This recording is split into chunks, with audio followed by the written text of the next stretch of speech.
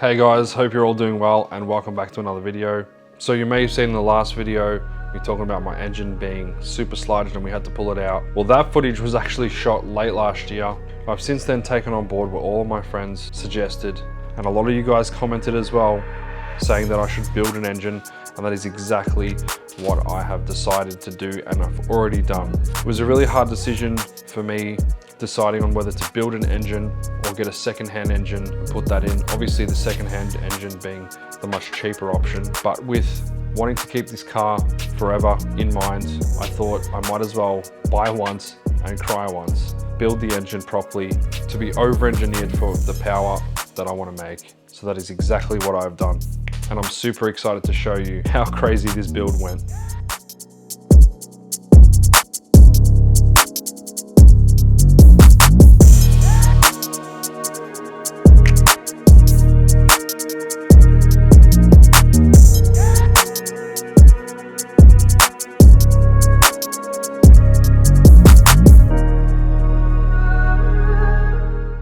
With many awesome engine builders out there, I ended up choosing Jason in Tunnel Vision from Dandenong, who, as most of you would already know, has one of the highest reputations in Melbourne, if not Australia, for building Barra engines and the single overhead cam Ford engines. A lot of Jason's engines are extremely reliable.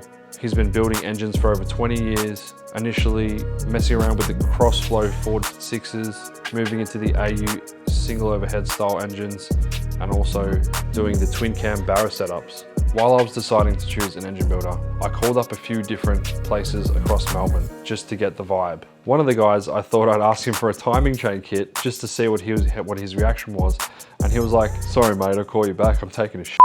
And I was like, okay, cool. Forgot to call me back. Then he ended up calling me back anyway, and yeah, didn't really have the time to listen to what I wanted to say, so sorry mate, you're out. Another performance shop which I've been to quite regularly, which I'm not going to mention names, completely forgot to do my quote after I requested it, and I had to chase them up on it. So I was thinking that's not meant to be, and my good friend Nick has suggested me to go to Tunnel Vision because he has his car done there and it's absolutely flawless. Thank you to Nick, who's pointed me in the right direction.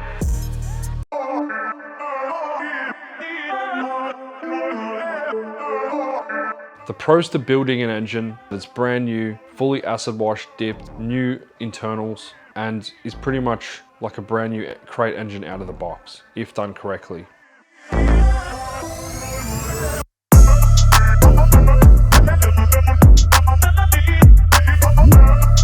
The cheaper alternative is to go a second-hand engine, which you don't know the history of, you don't know what the internals look like, and you're taking a big risk. Yes, there's probably some second-hand engines out there that are perfectly fine to use in a car, but it's also taking a big risk because you can't really open it up to have a look, you'll have to rebuild it anyway. After long conversations with my friend Nick, who was telling me do it once, do it properly, and someone commented on the last video, which I thought was really funny, buy once, cry once. That's exactly what I've decided to do. So those who know Jason from Tunnel Vision know that he does not do a half-ass build. As some of you will already know, some of the most common failures on Ford Barra engines are the oil pump gears, the timing chain tensioners breaking, and also the rods breaking and also coming out of the block. I dropped my motor off at Tunnel Vision very late December last year. After dropping off my engine to Tunnel Vision, Jason got to work. He pulled apart my old engine and he said it was one of the worst he's ever seen. The amount of sludge buildup in the engine was horrendous. Someone had actually already rebuilt the engine before. He said the rod bolts were rounded and somebody hadn't put things back together properly. So now for the fun part, the specs of my new engine. I trusted Jason with his knowledge and his past experience of 20 years of building engines and listened to everything he had to say about what combination would work really well with my car. I explained to him it's a daily car and I want to use it for daily driving, but I also want it to be reliable and hold the power that I want. The first thing I had to decide on was which kind of rods I wanted. And for those of you who don't know what rods are, they are the bottom part of the piston that basically carries a lot of the weight pushing it up and down. This is one of the most common things to break in a Barra engine, which is pushing high power.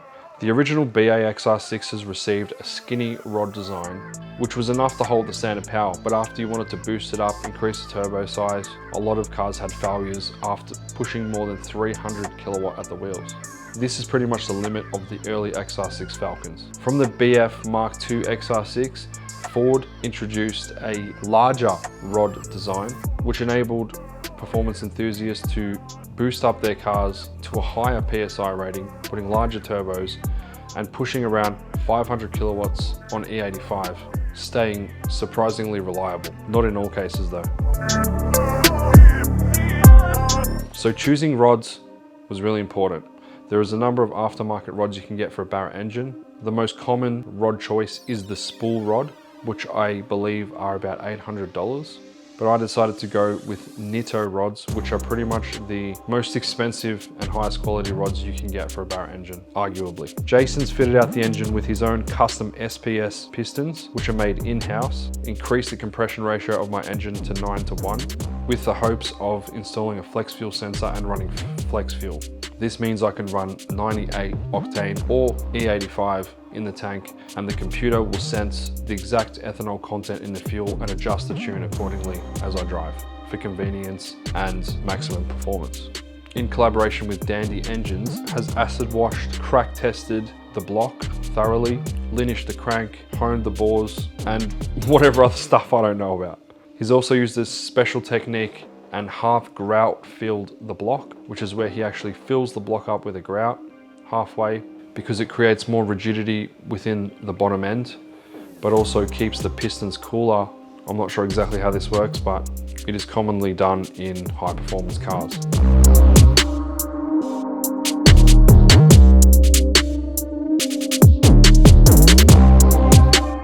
I decided to stay with a standard crank for this engine, as a billet crank is over $7,000 extra. The advantage of having a billet crank on the engine will help the car exceed 1,000 kilowatts at the wheels, which is absolutely ridiculous, and I do not need that for my daily street driving.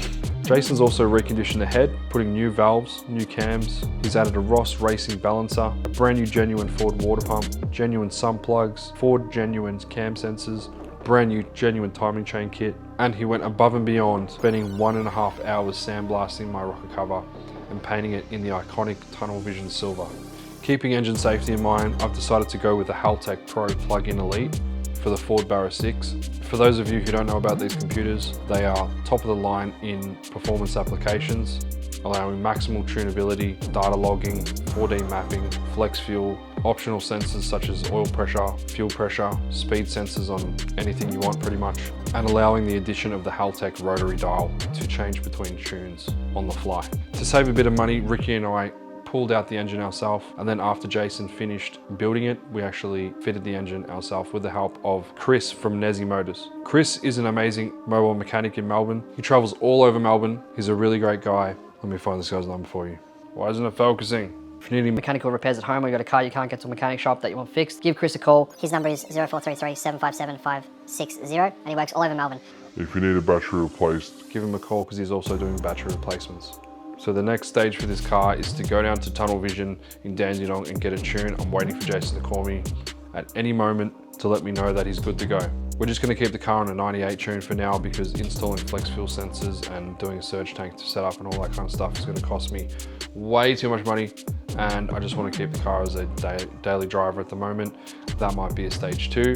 One thing I forgot to mention before is Jason said to me that this engine is safe for 700 kilowatt at the wheels all day, every day. He said, if you really want, we can push it to 900, but I don't need that. I think my turbo and my fuel system is going to max out at about 500. And even that's ridiculous for what I need. So thanks for watching, guys. I hope you enjoyed the video. Please follow me on Instagram, George Auto. Please check out Ricky's channel at the link up above, who works with me, who's doing a K-swap in a Honda Civic and also working on old Alfetas. Great guy, give him a follow.